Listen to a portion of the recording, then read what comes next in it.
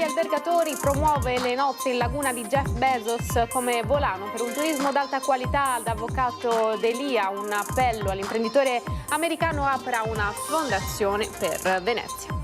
Invece il Comitato contro le nozze prepara le manifestazioni che scandiranno la 3 giorni del miliardario americano in laguna. La protesta si concentrerà soprattutto per il ricevimento alla misericordia e ammontano a quasi 5 miliardi e mezzo di euro le tasse che i veneti dovranno versare a giugno, 2 scadenze fiscali che secondo la CGIA di Mestre faranno tremare chiunque abbia a cuore la propria attività. E domani saranno percorsi 7 mesi dal giorno in cui Alberto Trentini è stato arrestato in Venezuela. L'avvocata della famiglia lancia un appello alla Meloni. Lunedì la camminata per Alberto. Più di 400 firme per riavere la ludoteca per i bambini di Castello le hanno raccolte e depositate in Comune di Venezia le mamme della zona dopo che l'immobile è diventata sede di un padiglione della Biennale. Siamo a Conegliano, la Triveneta del Centenario entra nel vivo. La città è invasa dalle penne nere. Stasera alle 20:30 una serata con le voci e i cori alpini e domani alle 7:30 la diretta dello sfilamento sempre su Antena 3. Buonasera, bentrovate e bentrovati. Edizione di Venezia dei nostri telegiornali, lo avete sentito dai titoli, tiene banco in laguna a Venezia e non solo il caso del matrimonio di Jeff Bezos. Moltissime le associazioni mobilitate contro la 3 giorni del magnate in laguna, però applaudono invece gli albergatori che non si dicono contrari. Sentiamo. Jeff Bezos viene a Venezia, si sposa, lascerà una cifra di 22 milioni di euro, importante, ma che è una briciola nell'ambito del fatturato turistico di Venezia. Venezia fattura quasi 3 miliardi di euro all'anno di fatturato turistico e la città vive sostanzialmente di turismo, per cui benvenuto Bezos, però chi dice che Venezia si arricchirà grazie al suo matrimonio dice una cosa non vera. Il fatturato dell'industria turistica a Venezia è tale da ridimensionare in proporzione persino le spese dei 3 giorni di festeggiamenti per il matrimonio di Jeff Bezos. Secondo l'Associazione Veneziana Albergatori, però, le nozze del secondo uomo più ricco del pianeta avranno o dovrebbero avere un effetto rilevante nella promozione di un turismo d'alto profilo, che è quello a cui la categoria punta per il futuro. A Venezia in questo momento ci sono 35 alberghi a 5 stelle, quindi un'offerta altissima, e che diventeranno 40 nel giro di un paio d'anni.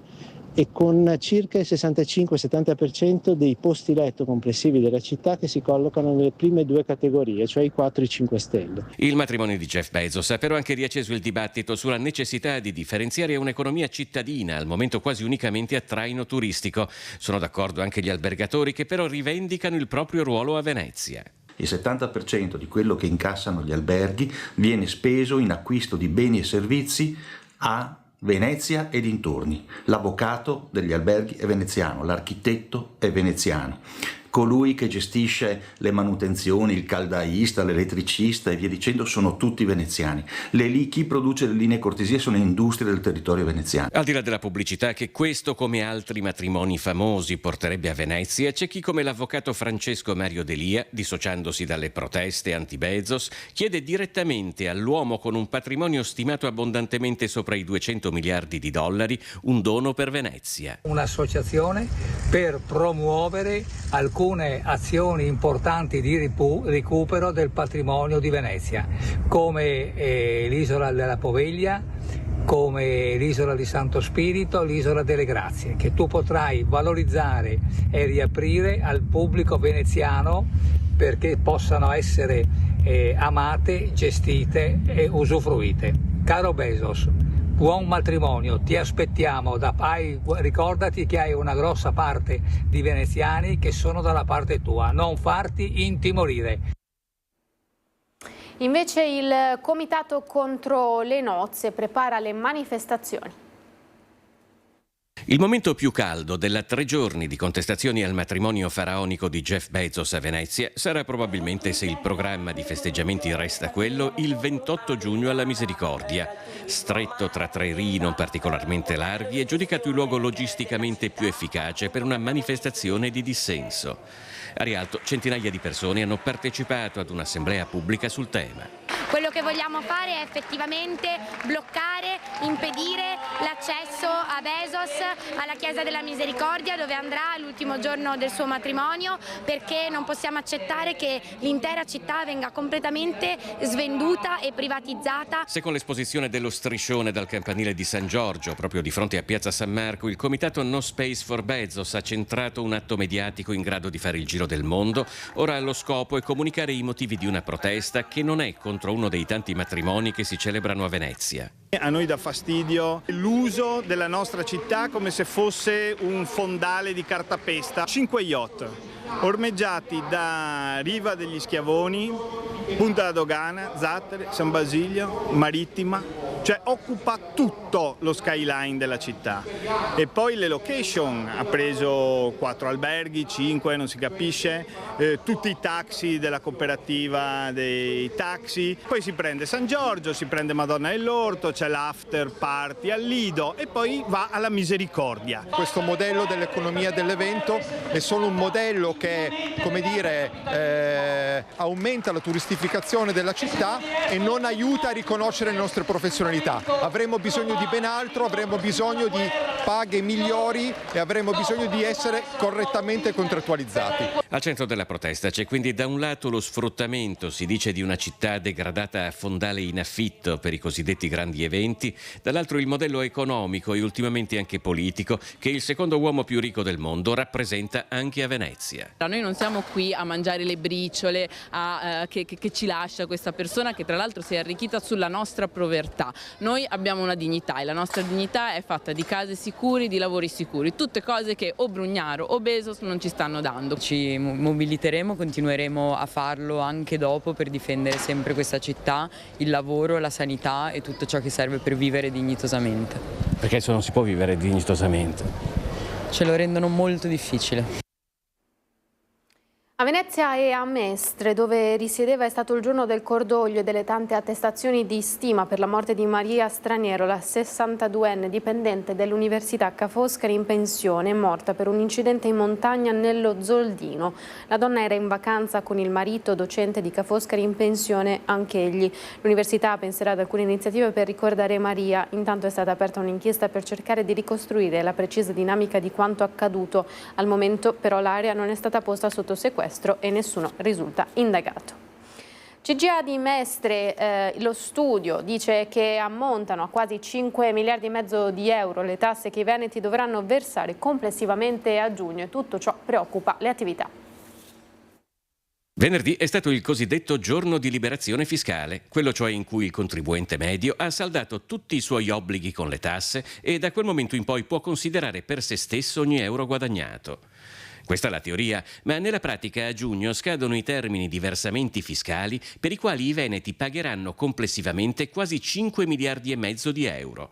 Entro lunedì prossimo, infatti, i contribuenti della regione saranno chiamati a versare all'erario 3,9 miliardi di euro in tasse, l'80% circa, vale a dire la quasi totalità del gettito previsto, le ritenute IRPEF sui lavoratori dipendenti e sui collaboratori familiari, l'IVA, una buona parte dell'IMU e le ritenute IRPEF dei lavoratori autonomi. Considerando la cronica carenza di liquidità che affligge soprattutto il mondo dell'artigianato e delle piccole aziende venete, molti padroncini hanno cerchiato sul calendario col pennarello rosso sia il 16 che il 30 giugno.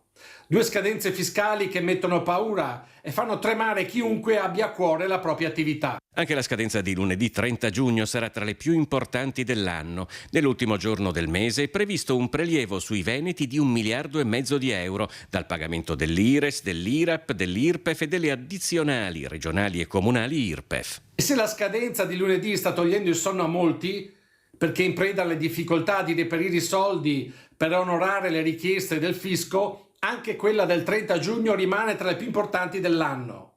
Insomma, ormai siamo pronti a entrare nel primo caos fiscale dell'anno, con tutto il peso e l'angoscia che questo comporta. Sopralluogo del Ministro per lo Sport e i Giovani Andrea Bodi ai cantieri del Bosco dello Sport di Tessera. Accanto al sindaco Brugnaro e vari esponenti della giunta comunale, il Ministro ha verificato lo stato di avanzamento dei lavori e approfondito le potenzialità dell'area e tutto quello che questa potrà offrire in particolare ai ragazzi. Molto avanzata la realizzazione del Palazzetto dello Sport, per il quale si sta in particolare lavorando alla copertura. Sono partiti inoltre i cantieri per lo stadio di calcio che sorgerà accanto al Palasport. E domani saranno trascorsi 7 mesi dal giorno in cui il cooperante veneziano Andrea Trentini è stato arrestato in Venezuela. Risale ancora l'8 aprile scorso, poco prima della Domenica delle Palme, l'unica telefonata tra Armanda Corrusso, mamma di Alberto Trentini, e la nostra premier Giorgia Meloni. I contatti della famiglia Trentini con il nostro governo italiano sono però sempre costanti e tenuti in prima persona dal sottosegretario alla Presidenza del Consiglio dei Ministri, dottor Alfredo Mantovano. L'avvocato Alessandra Ballerini, al fianco della famiglia Trentini, però lancia un appello affinché la Premier faccia al più presto un passo ulteriore. Domani saranno 7 mesi dal giorno in cui Alberto è stato incarcerato. Neanche a noi risulta che la Presidente Meloni abbia mai pronunciato pubblicamente il nome di Alberto. Pronunciare quel nome credo che sarebbe molto importante anche solo emotivamente, ma sappiamo che non è solo questo. Però io sono ottimista e quindi magari non ci ha pensato e ora lo farà. Trattative difficili, viene confermato, ma serve uno slancio aggiuntivo. Lunedì a Venezia, da Castello a Mestre, ci sarà una camminata di solidarietà per Alberto programmata dagli amici. È vero che la situazione è delicata, che le trattative sono delicate e che sono così delicate che non posso spiegarvi su cosa esattamente si stanno muovendo e perché Alberto è diverso dagli altri, visto che sono passati 7 mesi. Io credo che queste trattative debbano giungere al termine e mettendo in campo appunto tutte le forze possibili. E riguardo alle iniziative, hai parlato dei comuni, fate mettere degli striscioni fuori dai municipi e non avete idea di quanto sposti l'opinione pubblica, cioè la gente passa e dice ma chi è Alberto Trentini? E va a vedere chi è Alberto Trentini e decide che sta dalla parte di Alberto Trentini. Forte dunque la vicinanza al cooperante veneziano e a tutta la sua famiglia. E tra un paio di settimane scatta la rivoluzione per l'accesso in Basilica a San Marco, annunciata dalla procuratoria con prenotazioni solo online. Vediamo. È tempo di prove generali per le bigliettazioni e le visite nella Basilica Cattedrale di San Marco, che dal prossimo 1 luglio saranno prenotabili solo online, come ha annunciato la Procuratoria di San Marco. I turisti che desiderano visitare la Basilica Cattedrale di San Marco dovranno fare i conti con alcune modifiche. Un cambiamento che riguarda solo però le visite turistiche, mentre è bene ricordare che l'ingresso in Basilica per le liturgie è sempre e comunque garantito negli orari previsti delle celebrazioni e assolutamente gratuito per tutti. Entrare in Basilica di San Marco per una visita turistica costerà di più, da 10 a 30 euro a seconda del percorso scelto, ma con un unico biglietto si avrà poi l'accesso anche al Museo del Seminario e alla Basilica di Santa Maria Assunta a Torcello. Al momento questi sono a pagamento, indistintamente. Al via la bigliettazione unica. Funzionerà bene, abbiamo lavorato per molti mesi in tanti e funzionerà nell'interesse di tutti, dei visitatori anzitutto, non dovranno più fare code, saranno certi di poter entrare nell'ora loro programmata e quindi tutto dovrebbe avvenire in modo molto più rispettoso per la città e per le persone che ci visitano. Con questa pianificazione degli accessi porteremo i biglietti giornalieri da 4.200 fino a 5.200. Bruno Barelli ricorda poi la scommessa di San Basso tra i punti centrali del progetto finanziato con i fondi della Procuratoria di San Marco. Lavoreremo anche su San Basso. San Basso è un progetto meraviglioso, la chiamiamo l'Officina San Basso perché sarà riqualificato ed sono 210 metri in piazza di Leoncini, chiusi, sarà riqualificato, diventerà un oggetto iconico per il mondo, lo faremo progettare grandi artisti internazionali e lì dentro ospiteremo le idee dei giovani veneziani. Metteremo in vendita degli oggetti pensati dai giovani, realizzati da aziende veneziane ecosostenibili, tutti ispirati da San Marco. E sono più di 400 le firme per riavere la ludoteca per i bambini di Castello. Le hanno raccolte e depositate in Comune di Venezia le mamme della zona. Vogliamo riappropriarci di un posto che era nostro, è indispensabile per la comunità, per i bambini, i genitori, i nonni, è proprio essenziale. E non accettiamo che sia stato portato via così, senza informarci, non rispondendo alle mail che abbiamo mandato durante questi anni. 541 firme, soprattutto di mamme, raccolte in poche settimane, sono state depositate in Consiglio Comunale per chiedere la riapertura della ludoteca all'interno del complesso di Santa Maria Ausiliatrice a Castello, al momento ceduta dal Comune di Venezia alla Città del Vaticano, che la sta utilizzando come padiglione per la Biennale di Architettura. La ludoteca era anche un elemento essenziale e comunque importante per la costituzione, per l'esistenza di una rete sociale. I bambini frequentavano la ludoteca molto volentieri, noi mamme ci aiutavamo in questo senso perché appunto facevamo una squadra, quindi ci si aiutava con i bambini, se una mamma doveva fare una commissione poteva contare sulle altre. La ludoteca La Luna nel Pozzo, servizio pubblico del Comune di Venezia, aperto a tutti i bambini da 0 a 99 anni, come si legge ancora nella sua pagina Facebook, è stata chiusa per restauri nel 2022.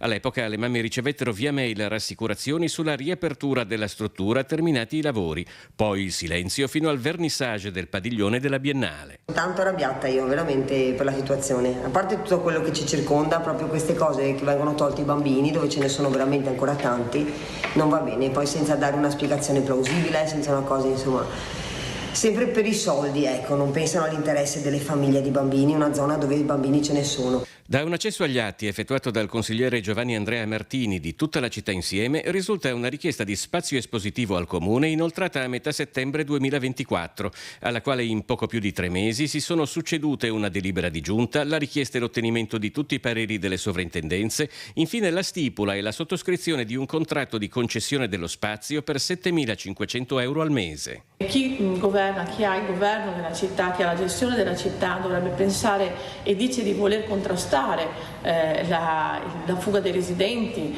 e lo spopolamento della città, dovrebbe pensare che è necessario non togliere gli ultimi spazi che ci sono rimasti. Il Parco San Giuliano ieri sera è diventato un enorme palcoscenico a cielo aperto per la tappa veneziana del 105 Summer Festival. 25.000 persone arrivate da tutto il Veneto, sul palco una line-up di artisti tra i più apprezzati dai giovani, tra cui Achille Lauro, Fabio Rovazzi, Francesca Michelin, Gaia, Noemi Olli, Paola Iezzi, Patti Bravo, Sabrina Salerno, i The Colors, Tananai e tanti altri. E dunque è stata una serata di festa, la vediamo anche dalle immagini. E siamo pronti a collegarci con il nostro Lucio Zanato, Tommaso Migot al comparto tecnico per questo collegamento direttamente da Conegliano. Parliamo e apriamo la pagina dedicata agli alpini, una Conegliano in festa. Lucio. Sì, esatto, come sentite qui è la festa. Dopo la Triveneta di Bibbione, quindi provincia di Venezia, siamo passati in provincia di Treviso a Conegliano e siamo con tutti gli alpini per questa, diciamo, serata, perché ormai siamo verso la sera, per una giornata davvero piena di cose da seguire, che abbiamo seguito in diretta nel corso della nostra mattinata del pomeriggio, fatte di eventi importanti, di eventi, diciamo così, che fanno parte delle Triveneta, quindi l'arrivo del Labaro Nazionale, quindi l'alzabandiera, però anche e soprattutto di tanta festa che noi continueremo a raccontare questa sera dalle 20:30 per quanto riguarda Antenna 3, con tutti i caroselli che si verranno a creare qui alla Scalinata degli Alpini, ma anche lungo le vie della città, poi i cori e poi tanto altro. L'appuntamento però per tutti assolutamente è dalle 23 a mezzanotte e mezza, perché qui sulla Scalinata degli Alpini convergeranno fanfari e cori fuori per un inno nazionale, per una canzone degli italiani che non ha mai avuto precedenti in termini di numeri e di presenze. Però devo dire sono spariti tutti quelli del gruppo di Fonte. Perché sono qui e vogliamo chiudere con loro a Fonte? Perché bisogna dire che in questa Triveneta c'è una mancanza, manca Giancarlo Gentilini. Sì, veramente manca Giancarlo Gentilini, è sul nostro cuore e mancherà sempre per tutta la nostra vita. E speriamo che questa volta sfili il suo cappello. Sì, speriamo che veramente sfili il suo cappello. Bene, e con questi applausi, questo ricordo per il momento è tutto. Vi ricordo 20:30 ricominciamo con la serata alpina qui su Antena 3. A te la linea. Grazie Lucio anche per questo ricordo. Ovviamente continueremo a collegarci con il nostro Lucio Zanato anche nel telegiornale di Treviso e seguiremo, come già anticipato, per tutta la sera gli eventi che si susseguiranno a Conegliano. E siamo arrivati così al termine di questa edizione del telegiornale. Subito dopo di noi, come sempre, le previsioni del tempo, poi il TG di Treviso. Una buona serata, arrivederci.